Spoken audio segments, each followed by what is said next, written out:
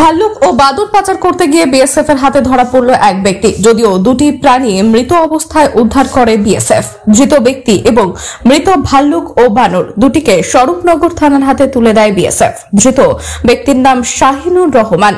সূত্রের খবর, স্বরূপনগরের ভারত বাংলাদেশের গারবোট সীমান্ত দিয়ে গতকাল রাতে শাহিনুর রহমান নামে ওই ব্যক্তি দুটি বড় ব্যাগ নিয়ে অবৈধভাবে সীমান্ত পার হয়ে ভারতে ঢোকে। এই সময় সেখানকার কর্তব্যরত বিএসএফ এর জওয়ানরা তাকে দেখতে পেয়ে তাকে আটক করে এবং তার বড় ব্যাগগুলি তল্লাশি করে একটি ভাল্লুক ও বিলুপ্ত প্রায় বাদুড় উদ্ধার করে। যদিও উদ্ধার করার সময় দুটি প্রাণী মৃত ছিল।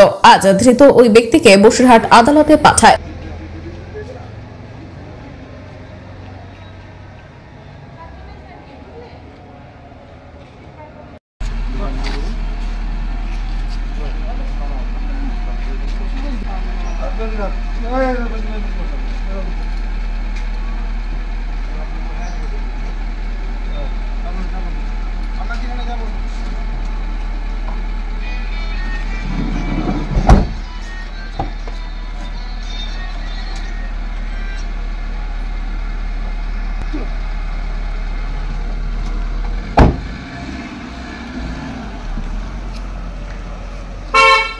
চলো